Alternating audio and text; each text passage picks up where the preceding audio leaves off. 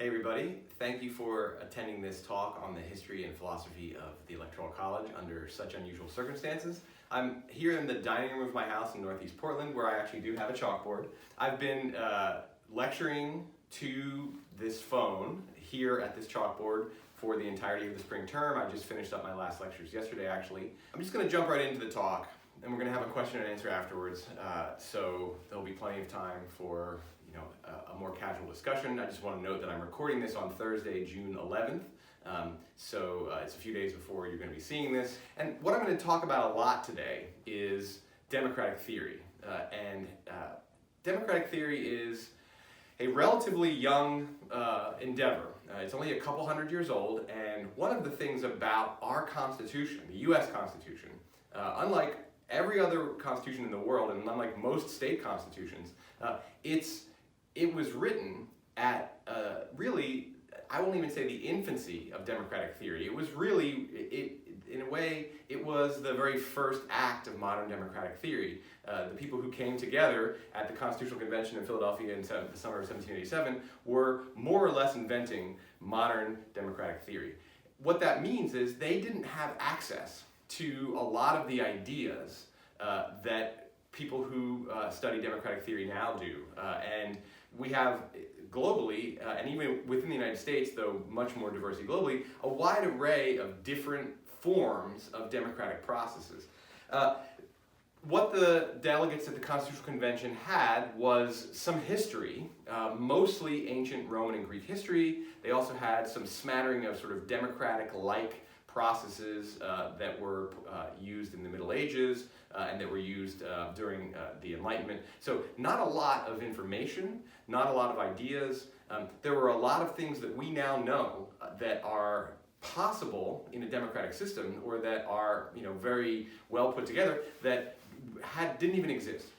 So I kind of give that as the backdrop conditions. One of the other things I want to note at the beginning here is that I'm going to be talking about, and then we later will be talking about one specific democratic process in our Constitution, the Electoral College. It's a mechanism used to select the president. There are numerous democratic processes, selection processes in the U.S. Constitution, and in fact, all of the different offices at the federal level are chosen through different mechanisms. And so one of the things to note early on is that the delegates made use of a pretty big range of practices to create a representative system. So, for example, I'll just talk about it. The three branches of government, we actually have four sets of officers. We have members of the House of Representatives, members of the Senate, members of the federal judiciary, and the president and vice president. Each of those offices is selected through a different democratic mechanism. And one of the challenges of devising a democratic system is using the right mechanism for the job. In a sort of perfectly rational world, what you would do is you would sit down and you would look at the task. The task is to set up, in this case, to set up a national government that oversees a federal system. So there are the tasks that the delegates of the Constitutional Convention set for themselves was actually not the same task that all constitutional conventions set for themselves, because they set for themselves to create a national government that didn't erase or supersede the state governments. The delegates of the convention were representatives from the states. They came together to create a national government, but they didn't come together to create a system that would subsume the states under this national government. And that's actually one of the things that kind of creates a big part of the dynamic of that set of negotiations that created our Constitution, as well as that led to certain outcomes, one of which is the Electoral College. So I want to note that at the beginning. If you were assembling a bunch of people to create a national constitution that is going to be the central government with any subunits hierarchically below those, France has a system like that, a lot of countries have systems like that, then you actually have a different task. And the delegates who come together for that constitutional convention are doing a different thing. Setting up a central government versus a federal government are two very different tasks. Now, I'll quickly run through the different forms of representation to show to kind of just follow through on my point that our Constitution has multiple examples of democratic processes. So the members of the House of Representatives are elected in equal-sized districts that are apportioned out to the states based on the state's population, while the Senate is elected originally by the state legislature, and each state gets 2 senators, however big or small they are. And so the legislature, the U.S. Congress, has 2 different schemes of representation. In one scheme, the House of Representatives, people are represented proportionally, and they're represented with a measure of equality and based on territories.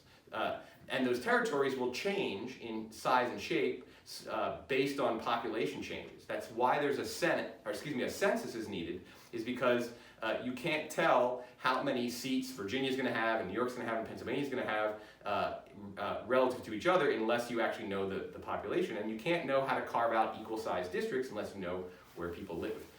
So people are represented proportionally, but in the House of Representatives, states are represented. The delegates, the members of the House of Representatives who come from Oregon represent Oregon. The ones who come from Texas represent Texas. They go to the National Congress, but they're representing their own states. And they're representing the people of their particular territory.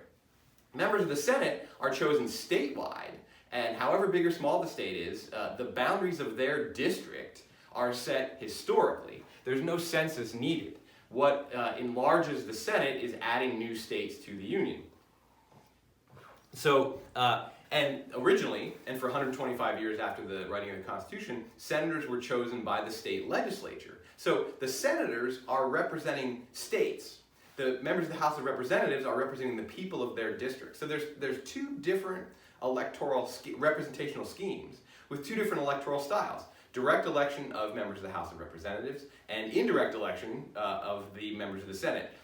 The people of the state elect their state legislators, who then elect the senators.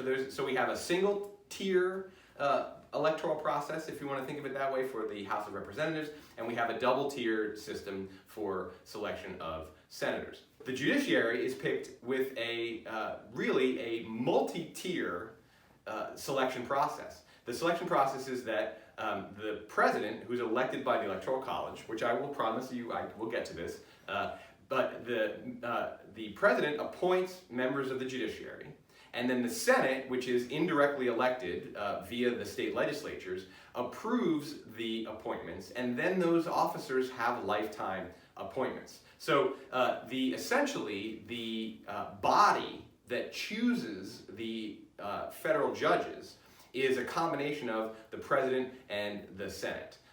And one of the things to note is that while that might seem like, is that even democratic, that these people are appointed to lifetime positions? It is, in the sense that the voice of the people is represented in this selection process. Democracy is better defined as popular sovereignty, the rule of the people. The people get to make the rules that govern them. Democracy is not majority rules. Democracy is not an election where you have the majority wins and gets to have office or power. Majority rules through a sort of simple one-tier election is one version of what democracy is. The Senate is another version. It's a 2-tiered version. And now, with the 17th Amendment, the Senate is now a single-tiered version. So the Senate and the House have kind of been collapsed into similar bodies, but still different, because senators still represent the states, and members of the House still represent a single district of equal size to all the other districts. The members of the judiciary are chosen through a multi-tier kind of interdependent, interwoven set of processes, which is democratic, because ultimately all of the choices come back to the people. So really what democracy requires is that the people have a voice in the selection of their representatives, they have a voice in the selection of the policies that they have to live by, they have a voice in the design of the democratic system itself. That's all democracy requires. What is democratic is way more wide open than kind of the common perception of majority rules. Now, this is all germane to the talk, the history and philosophy of the Electoral College, because the Electoral College can seem, on its surface, to be or anti-democratic, and because the people don't directly choose their president. Now, I will get to the question: does the Electoral College do a good job of expressing the voice of the people, the will of the people? Is it connected to the concept of popular sovereignty, that people getting to rule themselves? That'll be the next thing I get to after answering the first question, which is, where did the Electoral College come from? Well, as the delegates of the convention were going through the different offices, they had to make these decisions. What's the term of office going to be? How are they going to be selected? What are their powers going to be? And I'll leave off that third "what are their powers going to be" question because that's not germane to the topic today. But the question of who are the officers going to be? How are they going to be selected? What's their term of office going to be? The Great Compromise, as it's been called, that gave us the bicameral legislature of the U.S. Congress, that gave us the House of Representatives that proportionally represents people in districts, and that has equal state suffrage in the Senate, was a result of two different views on what was democratic, what the system should look like. The smaller states wanted equal state suffrage. They wanted a single House of Congress that was basically the Senate. Every state has an equal voice. The larger states wanted more power because also it seems democratic to allocate power proportionally. Neither one of them is more right. And in fact, one of the things that kind of helped move the Constitutional Convention forward was getting the Great Compromise made. It could have been problematic. If the delegates there had been dead set on a unicameral legislature, one House of Congress, they might never have agreed whether it was going to be equal state suffrage or representation based on population. The nice thing about a legislature is that you can say, oh hey, let's just give both sides what they want. Let's give the small states equal state representation, and let's give the large states representation based on population, and boom, we have a bicameral legislature. There's that solution is available. Now, when it comes to electing a president, if you're going to choose a single office that represents the entire nation, that limits your possibilities. It makes compromise of the sort that the Great Compromise was impossible, right? You can't give everybody all the things that they necessarily want. The other thing that is tricky about picking a single officer to represent the entire nation is that whatever process you use, however many tiers or however direct, whether you use a single direct national popular vote majority rules, or you use the Electoral College, or you use a parliamentary procedure where the elected representatives of the legislature choose the head of the executive branch. That's what Great Britain has. The Prime Minister is chosen by the House of Commons. Whichever one of those three you use, or some other method, and there are other ways of picking the single office that represents the entire nation and that heads the executive branch, there are going to be a lot of people who are dissatisfied because they voted for or wanted a different person to win the election. The "not my president" problem is present when you choose a single officer to represent an entire nation. Right? Even if a president wins 65% of the vote, which is astronomically high and historically has been reached only a couple of times under the most rare conditions, you still have 35% of the population who voted for somebody else and who could very easily say, "not my president," right? Now, that's technically incorrect because when you are part of a democratic system, you tacitly admit to accept the winner according to the procedures that are available, as long as the election has been fair and free and open and it actually follows the established principles. So if you voted for Hillary Clinton in 2016 and the procedures in place gave us Donald Trump, even though Hillary Clinton won more popular votes, he's your president. And you don't have to like it. And actually one of the things is that a lot of people are not going to like it, right? If Hillary Clinton had won, the people who voted for Donald Trump weren't going to like it. And there were people I saw when Obama was president, people with "not my president" t-shirts. I have seen since Trump is president, people with "not my president" t-shirts. While that's technically incorrect, emotionally, it carries weight. There's a truth to it. And this is a problem that cannot be avoided with this choice of a single person representing the entire nation. Now, the delegates to the convention considered other styles of executive. They considered the idea of a dual executive. They considered the idea of a three-person committee. They considered a larger committee. And all of the alternatives to a single president were rejected as being worse than the problematic one person, right? When you choose one person, one, you're giving one person a lot of power. Two, you're giving one person a lot of jobs, right? They're the commander-in-chief, they're the head diplomat, they're the head of the executive branch, so essentially these are, like, that's a managerial job, you have a diplomatic job, you have a military command job. That's a lot to put on one person. And you also not only give them a lot of power and a lot to do, you also then create or generate the potential for the loser problem, which is that a lot of people are like, I lost and I get nothing. I get zero part of the presidency. The not my president problem is part of that. All of the other systems, dual executive, where you would have, say, a president and a prime minister, and the president would be, say, the head diplomat, and the prime minister would be the head of the executive branch. That's what France has, or a triumvirate where there are three, or a committee of five. All of these were rejected as being even worse, and largely based on the history of the Roman Republic and the Roman Empire. Rome had multiple different forms, electoral and democratic forms, and when there were positions where there were more than one person sharing power, there were two consuls, and then there were various versions of triumvirates created. The Roman Republic saw these become power struggles that tore apart the Republic and eventually resulted in a multi-sided civil war that ended the Roman Republican period and started the Roman Imperial period, because the winner just it got winnowed down to one winner. The delegates, as I said earlier, they didn't have a lot of information to create a political system, the democratic system, but they did have Roman history, and their Roman history scared them off from any other type of executive than a unified singular executive. We now have seen countries, democratic countries, that have used the dual executive system very effectively, and I think that if the delegates to the convention could have been transported in a time machine forward to the 20th century and given a tour of the different executive systems that were in place in the many democracies in the 20th century, they might have made a different choice. But they were very clear that they wanted to have a single president.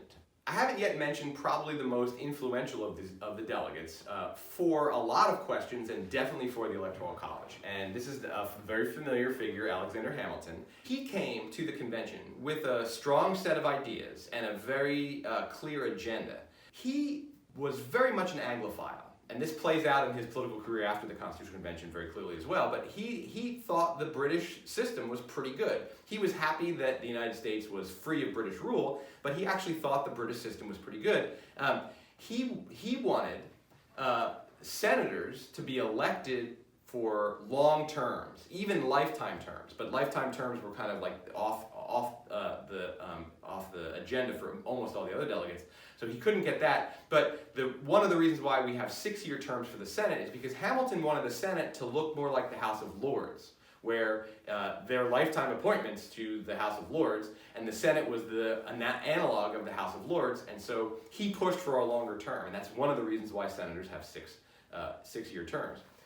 And he believed that this longevity in office holders and would provide stability to the system.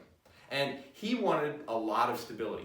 He liked the stability that he saw in the British system. He also pushed for and succeeded at getting lifetime appointments for judges because he believed that would provide a lot of stability, and it was more convincing than the case for judicial officers was more convincing for lifetime appointments, because the job of judges is different than the job of legislators. And the job of judges is to interpret and implement the law. And the idea of the law is much more based on stability than it is on popular responsiveness. So Hamilton succeeded at building in features, or getting the other delegates to accept features in our Constitution, which made the system less directly responsive to the will of the people in the moment and more responsive to what we can think of as kind of the long-term will of the people. When you're setting up a democratic system, this is one of the balancing acts that you have to engage in. You have to engage in the question of like, okay, well, how responsive to what the people want right now should the system be? Clearly it should be sort of responsive, but how much? There's no reason why every officer in a democratic system has to be elected frequently. There's no reason why every officer has to be elected to the same term of office for it to represent the will of the people. The will of the people is a complex thing, right? And just like all of us as individuals, we have both short-term and long-term interests, we have short-term opinions, and we have long-term values. When we express our individual will, it's a mixture of all of these voices and interests. A democratic system can be the same thing, and Hamilton was a voice for more long-term, more stability. Every choice in a democratic system that you make, setting up these procedures, is going to involve trade-offs. And one of the things about choosing these democratic forms is that it's a balance of these pros and cons. The idea of a singular executive was based on an evaluation of the pros and cons of any kind of alternative to a single office holder. Now, Hamilton advocates for a lifetime presidency. He doesn't win this. He also advocates for a less direct method of choosing the president than a national popular vote, because that ties the presidency too much to the direct short-term ideas that the people might have. Hamilton was not alone in being suspicious of the people and their fickleness and their ease of following demagogues and their manipulability. That was actually pretty much, it wasn't the only ideal, it was the prevailing view of the people among the delegates. There were plenty of delegates, I don't want to make it seem like all of them distrusted the people, who actually were dyed-in-the-wool, like serious Democrats who believed that the people should rule. They didn't tend to win these debates because they were largely outnumbered by those who knew that a democracy had to listen to the people, but they were suspicious of the people. Of the four major offices, or the four offices in our national system, only one of them represents the people directly in direct elections with short-term terms. Every 2 years, members of the House of Representatives go back to the people and use a single-tier majority rule process. That is very tied to the people. The other three offices are indirect and stepped away from the direct, immediate, short-term views of the electorate. Again, that can seem undemocratic, but what it does is it represents a longer-term, broader set of interests, and it also represents stability over responsiveness. Every democratic system has to balance stability and responsiveness. Now, I'm spending an awful lot of time on democratic theory without talking about the Electoral College at all, and that's largely because this talk is about the philosophy of the Electoral College, and the broader democratic theory is, to me, an important component of the philosophy of the Electoral College. What were the alternatives that were considered for selecting the president? I mentioned national popular vote, and that is, of course, in today's world, that is the dominant view for what the selection of the president should be if it's not going to be the Electoral College. Among the delegates to the Constitutional Convention, that was really a non-starter. There were a few that wanted that, but not very many, and there were good reasons not to. The primary reason not to is that at the time of the Constitutional Convention, every single state was already operating a democratic system with 3 branches of government, with a constitution, with a Bill of Rights, with electoral procedures. There were already 13 states running elections. There were no national elections. And there was a reluctance on the part of the delegates to the convention, who after all were all delegates from states, and they were there to represent their state, not to represent the United States of America, which was kind of a very remote and abstract concept at the time. They were there to represent Virginia and Georgia and New Jersey and New Hampshire. They were reluctant to create a national system of elections. They were also wary of how effective and efficient such a system could be. They also all of them had different ideas about what voting rules ought to be like, what requirements for whether or not you could vote or not should be. All of the states had different rules. In some states there were property qualifications that were high, in other states there were property qualifications that were low, in other states there were no property qualifications at all. In one state, at least, women could vote, that was New Jersey. They lost that in the early 19th century. In most states only men could vote. So the states all differed in what they thought elections should look like. And there was a diversity of electoral forms already in place, and the delegates, they knew that they couldn't agree on a national system of rules for elections. They also were wary of creating a national election. And so a national popular vote for the president was basically, they didn't want it because it would be a problem, it would be a headache, and they would actually then have to agree on the rules for that and voting qualifications and all of the things. The alternative that was available was a parliamentary procedure, which is what Great Britain uses today and what other parliamentary systems use, which is to let the legislature pick the executive from among their own members. So to follow that model, either the House of Representatives would have chosen the president, or some combination of the House of Representatives and the Senate would have chosen the president. And that idea of a parliamentary system was compelling to a number of the delegates, including to Alexander Hamilton, who, as I said, was an Anglophile and really liked what the British were doing. But it was problematic because the winner of an election like that would be a politician's politician.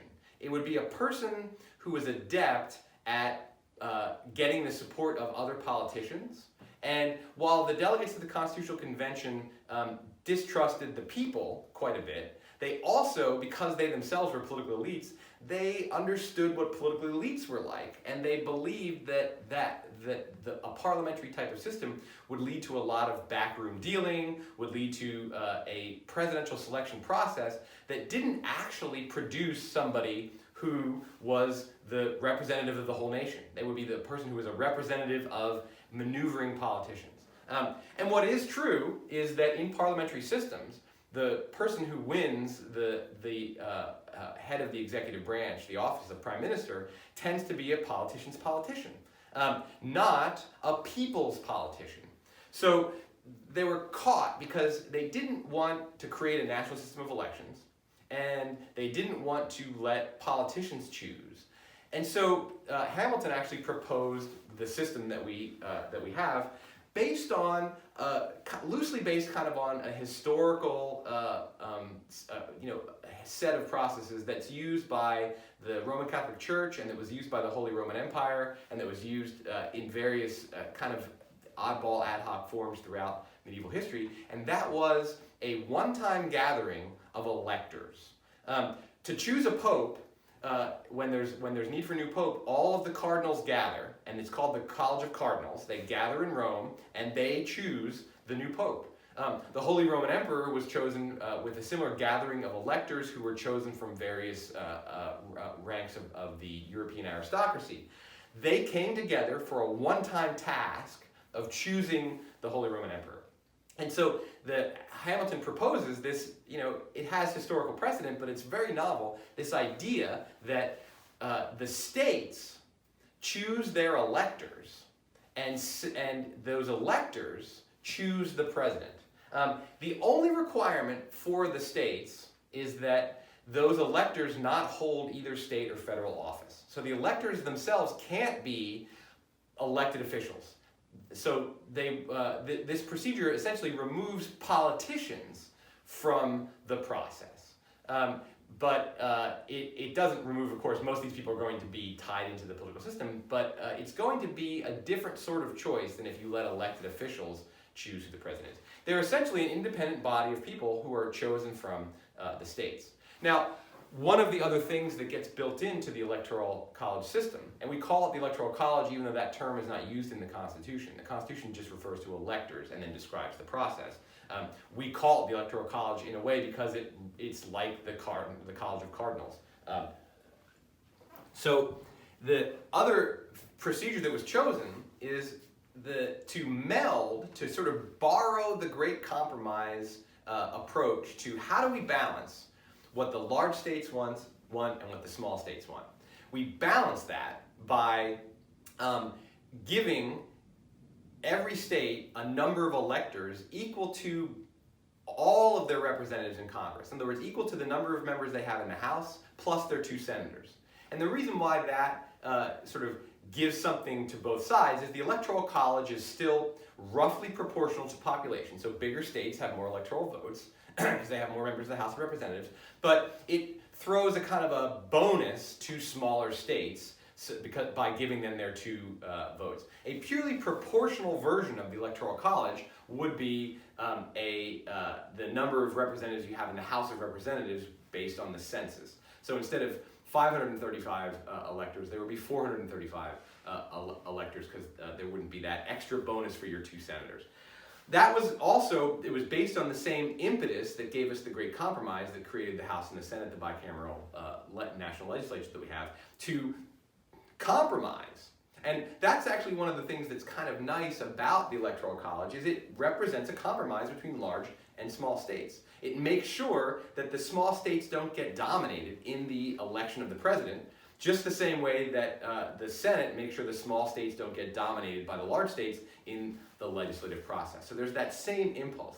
Now, what that does is that actually makes the Electoral College a little warped version of a proportional representation of the people's will, and that's one of the reasons why you can win the Electoral College and not win the popular vote.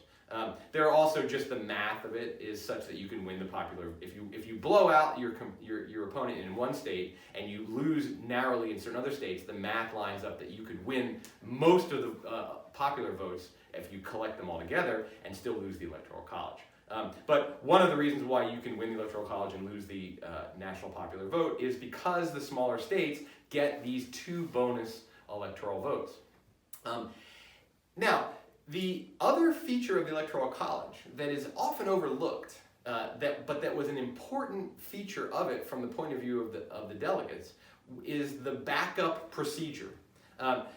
When nobody wins the majority of electoral votes, because it's not a most electoral vote system, it's a majority system. In democratic theory, there are plurality and majoritarian systems. Plurality means most votes win. Majority means 50% plus 1 wins. Our U.S. House of Representatives, most states actually have, for both the House of Representatives and the Senate, have plurality voting. If there are 3 people running and the person with the most votes has only 40%, they're still the winner. Some states use runoffs for their Senate seats where if there are 3 people running and nobody gets 50% plus 1, they have a runoff to make sure that the person who wins gets 50% plus 1. The Electoral College was created as a majoritarian system, not a plurality system, so that there was a backup system necessary. What happens if nobody wins the majority of electoral votes? The delegates opted not to use the runoff, which is available. They opted to bring into effect a secondary and completely different system, which is to allow the House of Representatives, voting based on equal state suffrage, to choose from among the top vote getters in the Electoral College who is the winner of the presidency. Now, that sounds very convoluted, but hopefully from the beginning of my talk you get a sense that democratic processes can be convoluted, right? To get to be a lifetime appointed judge in the federal government, you are selected by a president who wins the Electoral College, who then appoints and then has these selections approved by a Senate that is voted on by people who were appointed, people who were elected to state legislative office. Convoluted, right? The same thing is true of this backup system. The House of Representatives voting with each state getting 1 vote. So instead of, if California has more votes, more members of the House of Representatives than New Jersey, it still gets 1 vote, and New Jersey gets 1 vote, and Iowa gets 1 vote, and New Hampshire gets 1 vote in this backup procedure. And again, this is building in the idea of equal state suffrage that is being used in the Constitutional Convention itself, and that is used in the Senate, and that was used as the model for the Articles of Confederation, and that was not used in the first pass version of who gets to be the president, the Electoral College. except for a small equality bonus by adding the 2 votes for the state senates to it, to their electoral college total. And one of the things that this does is this backup system reverts to a parliamentary system where professional elected politicians are choosing the president, but they're choosing the president from among the people who did best in a different system. They can't just pick whoever they want. It's not like, oh, the Electoral College didn't give us a winner, so the House of Representatives can choose whoever they want. They have to choose from among the top Electoral College vote getters. Now, what's interesting and important about this is that most of the delegates, it has been revealed by historical research, actually believed that the backup system would get used a lot, that the presidency was such a great office that a lot of people would run for it, and that with a crowded field of candidates, it would be likely that very frequently no one person was able to get the majority of electoral votes. And then what that meant was that the House of Representatives, voting with equal state suffrage, could choose somebody who didn't get the most votes, but who got some electoral votes. So the House of Representatives would be a check on the Electoral College. And they believed that this would happen an awful lot. It only happened twice in our history that the House of Representatives got to choose, and really it only happened once because there was nobody who got a majority. In the election of 1800, when Thomas Jefferson's running mate, Aaron Burr, they both accidentally got the same number of electoral votes. I shouldn't say accidentally, it was actually, that's a whole story, and maybe I can get to that in the Q&A as well. But the House of Representatives chose there, and when in the election of 1824, there were 4 candidates. Andrew Jackson got the most popular votes, the most electoral votes, but he didn't have a majority of electoral votes, and the House of Representatives ended up choosing the guy who came in second, John Quincy Adams. But that's the only time that it happened. And part of the reason why the only time it happened is because quickly, and in a way that was unanticipated by the delegates of the Constitutional Convention, 2 major parties developed and a 2-party system developed. And so there were almost always, except for the election of 1824 and a couple of other elections, just 2 viable candidates. And then when there's only 2 viable candidates, one of them is going to win the majority of electoral votes almost every single time, unless there's a tie or unless there's a third-party candidate that's going to get enough votes.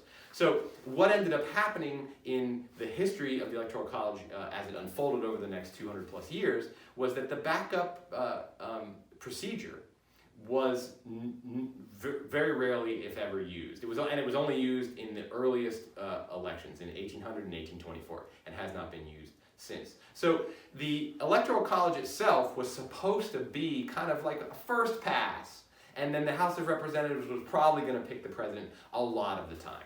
So that's the history of the Electoral College, and those are the reasons why those choices were made. Now, one other thing to note is, and this is, I think, gotten more attention in recent years than it had prior, is that the Constitution doesn't tell the states how they choose their electors. And it doesn't tell the electors how they make their electoral choice. It simply allocates electoral votes to the states and then says, do it, right? Choose your electors, have them vote, send your results to Washington, D.C. according to rules that are set by Congress, and that will be the Electoral College vote. Early in American history, the states had a diversity of ways that they chose their electors. Just like the states had a diversity of electoral forms in terms of property qualifications, in terms of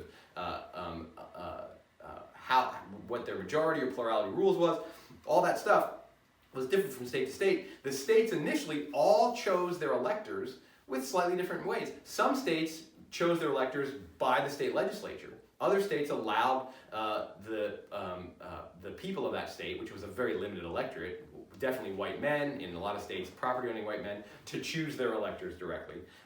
So some states that changed their rules, as they went along. By the 1830s, all of the states had settled on a winner-take-all popular vote for their electors. Because there's nothing in the Constitution that says that a state has to allocate all of its electoral votes to the same candidate. And in fact, originally, electors from Virginia voted for different candidates. Electors from Pennsylvania voted for different candidates. So all of the diversity of how the states actually chose their electors and how their electors then chose went away. And all of the states quickly came to use a statewide, winner-take-all system of direct election for the electors. That's not constitutionally required. That's up to the states.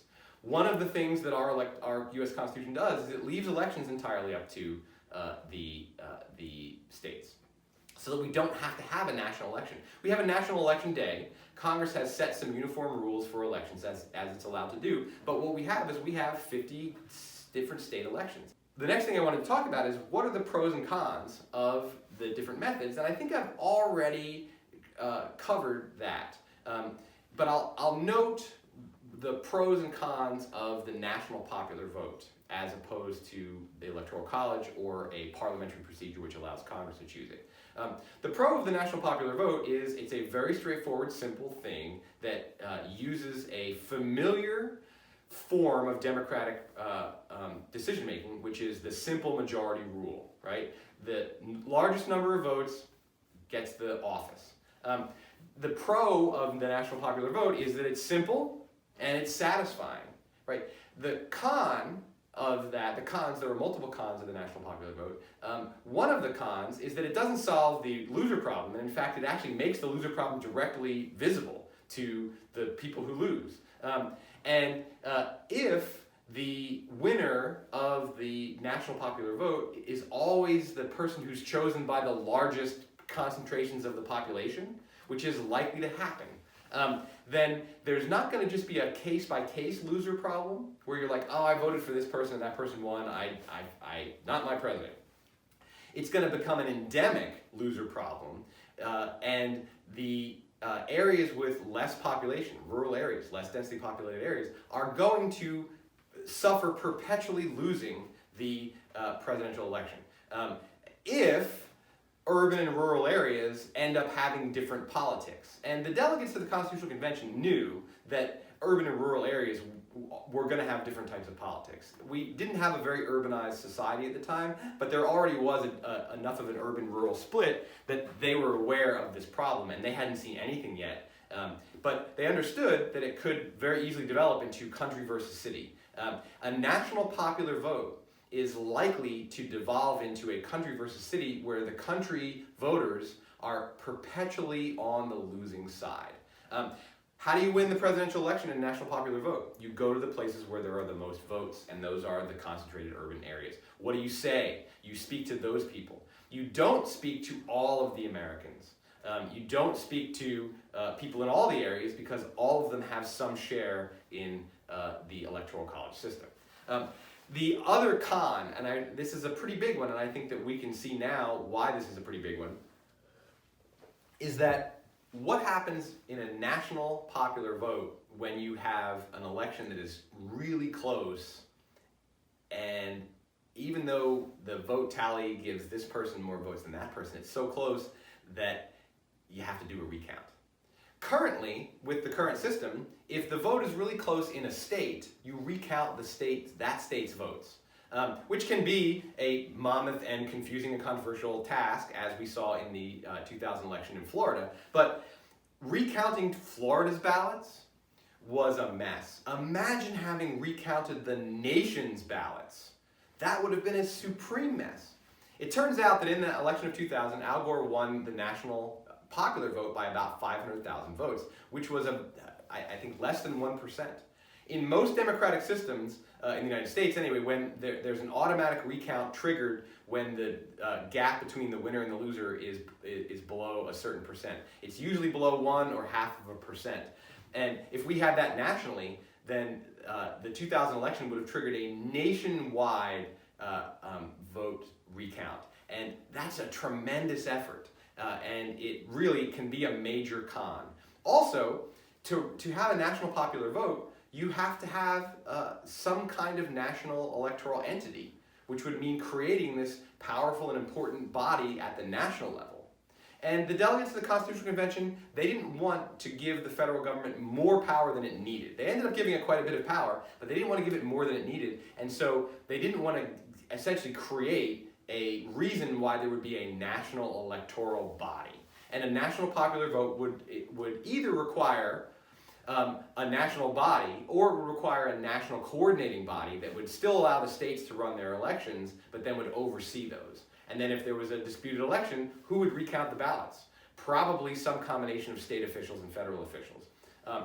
So those are the main cons with the national popular vote. And I think that the main appeal of the national popular vote is that it's straightforward and simple. Whoever gets the most votes. What could be more democratic than that? Now, absolutely, a simple one-tiered, most votes wins, majority rules type of system is democratic. Absolutely is. But it's far from the only democratic form, as I said at the beginning, as I think I've reiterated quite a bit in this talk. And so we can't really just say that the national popular vote is democratic and the Electoral College is undemocratic. The Electoral College is a complicated version of democracy, whereas the national popular vote would be a straightforward version of democracy. The parliamentary version is actually also kind of a straightforward version. It's just two-tiered, right? We elect officials. Those elected officials choose the head of state, the chief of the executive branch, the commander-in-chief of the military. It's a two-tiered majority rules type of system. So it's more complex than the national popular vote, but it's less complex than the Electoral College. All three of them are democratic in the sense that as long as the procedures are followed and they're open and fair and free and done without corruption and follow the rules that are in place, they are one expression of the will of the people, right? The people's will can be expressed with more than just a simple one-tier majority rules election. A simple one-tier majority rules election expresses one version of the people's will, which is their short-term, narrow, aggregate interest, which is undoubtedly part of the will of the people, absolutely part of the will of the people. But it's not the only thing that makes up the will of the people. I went through the cons of the parliamentary system, that we would have presidents who were like politicians. And of course the cons of the Electoral College are that sometimes the person who wins the Electoral College vote is not the choice of the majority of Americans. Another big con that people point out is that given the way our political demographics have fallen out, and given the fact that all of the states have chosen winner-take-all rules for their electoral votes, we have two different kinds of states in presidential elections: safe states and swing states. And safe states are essentially disenfranchised from the choice. I'm standing in Oregon right now. Probably most of you are watching this in Oregon. Oregon is a safe state at this point in time for the Democratic Party, meaning that our voice is relatively irrelevant in presidential elections. Presidential candidates don't spend a lot of time coming to Oregon.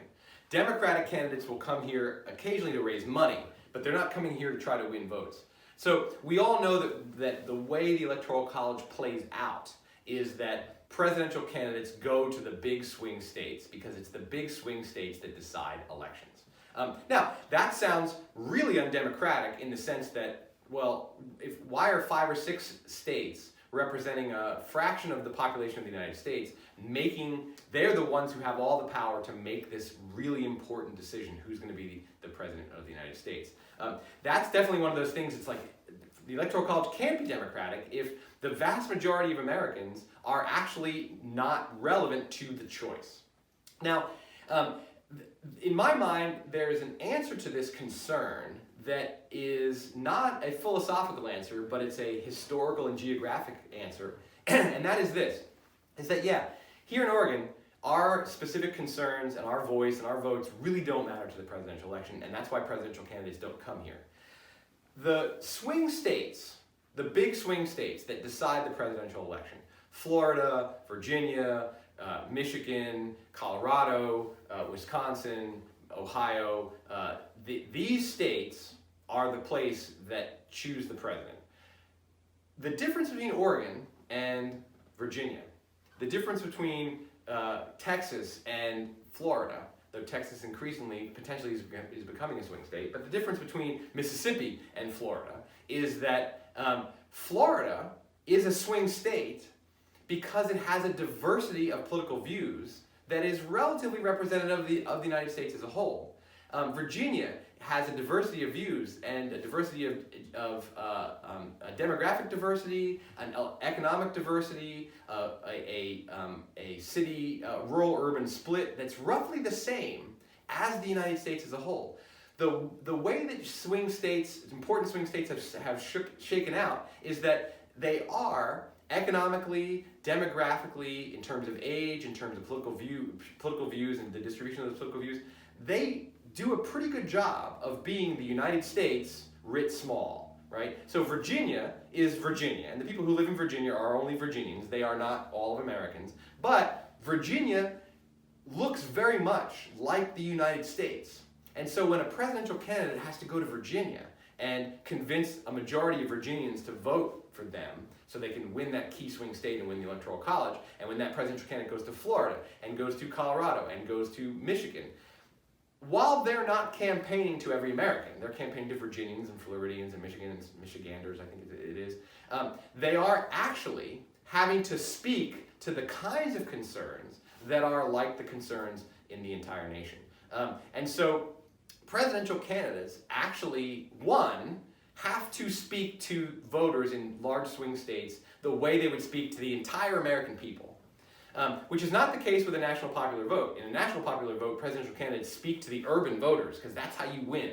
So the Electoral College actually creates a style of campaigning that gets candidates to speak as though they were speaking to the entire country and as though they were trying to win over not just the majority of Americans, but a wide diversity, a wide swath of Americans. Also then what it does for presidential candidates is it simplifies their task of campaigning for this office. It's already a grueling, nearly 2-year process of going all around the country.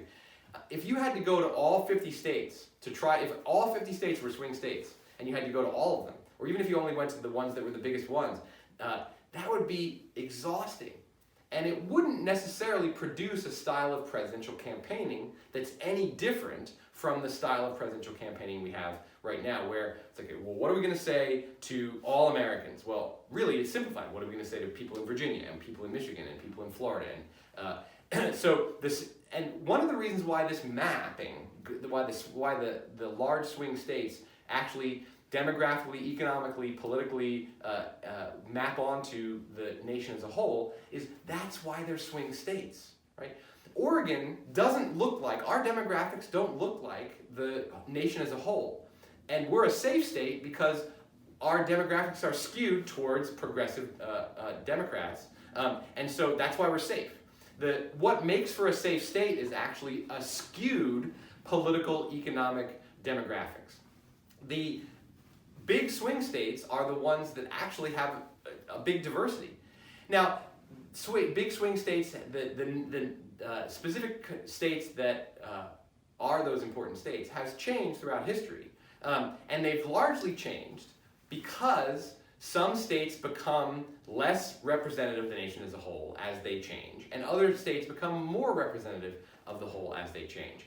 Ohio, for a long time, was a very important swing state. And Ohio, with a lot of cities and big rural areas and a racial mixture and a political mixture that looked a lot like the nation as a whole, was a swing state. Ohio has become more white, more rural, less economically diverse over the last 30 years, and so it's become less like the country. The United States has developed in a way that Ohio hasn't, and so Ohio is not a swing state anymore. Texas, on the other hand, was a safe state for a long time, and maybe kind of still is, but Texas has been trending towards swing state as Texas develops in a way, economically, demographically, to become more like a good microcosm of the nation as a whole. So the large swing states collectively are pretty good microcosms of the nation as a whole. And so while theoretically it's terrible that voters in Oregon and California and New York and Texas and Mississippi and South Carolina really don't matter in the presidential election, and that definitely is there's a legitimacy problem there. In terms of the way that presidential candidates campaign, the existence of large swing states actually makes them campaign in a way that I think, anyway, looks like what it would be to campaign to the nation as a whole. Not to the largest block of voters, because the campaign style in a system of national popular vote would be to focus on urban concerns to the exclusion of rural concerns. So if we had a parliamentary system, our presidential candidates would be politicking to politicians. If we had a national popular vote, our presidential candidates would be politicking towards urban voters. With the Electoral College, our presidential candidates are politicking to moderate, persuadable, centrist voters in large swing states. And those people, they get to be the voice of the people. They get to be the ones who decide. They're a decent, in my opinion, a decent proxy for the will of the people. They're not the exact version of the will of the people, because the exact version of the will of the people would make sure that everybody's concerns nationwide were taken into account by presidential candidates. But I think, and the final question I wanted to get to is, should we be grateful for the Electoral College, outraged about it, or indifferent to it? And I'm going to say that I think we actually ought to be grateful for it, and for exactly this reason, which is that the alternative systems would incentivize a style of presidential campaign politicking that would be less good than the kind of campaign politicking that we get with the Electoral College system. Because if you're asking candidates who want to win and who are going to strategize the best way to win, if you're asking them to go to large swing states and talk to moderate, centrist, persuadable voters in a economically, geographically, and politically diverse landscape, then they're going to say things and do things and come up with policies and come up with messaging that's going to reflect what they would have to do. It's essentially a microcosm of the whole. If you ask politicians to win a national popular vote, they're naturally being strategic and wanting to win. They're going to go where there's concentrations of votes, and they're going to say the things and do the things that appeal to those huge blocks of voters. It's not going to be a winning strategy for a presidential candidate to appeal to rural voters in a national popular vote. And rural voters are Americans. Their concerns ought to be reflected in the presidential vote if we really want this one office to reflect the nation as a whole. And as I've indicated already, that's a challenging enough feat, is to get one office to reflect the entire nation and not have this loser problem, have this not my president problem. But the Electoral College actually gives, the safe states that are safe for Republicans are largely rural. The safe states that are safe for Democrats are largely urban. So urban and rural considerations are already built into those parties' platforms. The presidential candidates then have to go into the persuadable, centrist, moderate voters who actually are going to look at the important issues of the day and not just vote based on their sort of political ideology. So I think we should be grateful for the Electoral College, because even though presidential politics can always be ugly and outrageous and horrifying, and people win without the support of the majority of Americans, and that seems unfair and undemocratic, the people who are campaigning have to be speaking to what I think of as the voice of America.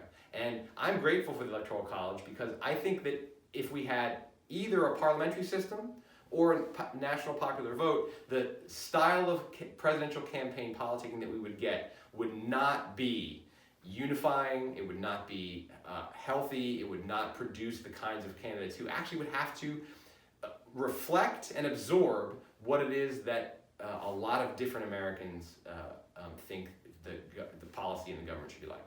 So I'm going to now stop, and what will happen is the screen will go to me from this recording of me, a live me, and I just want to express my gratitude to all of you watching this right now, that you're here and that you're interested and that you have paid, I'm sure, very close attention. So time for your questions.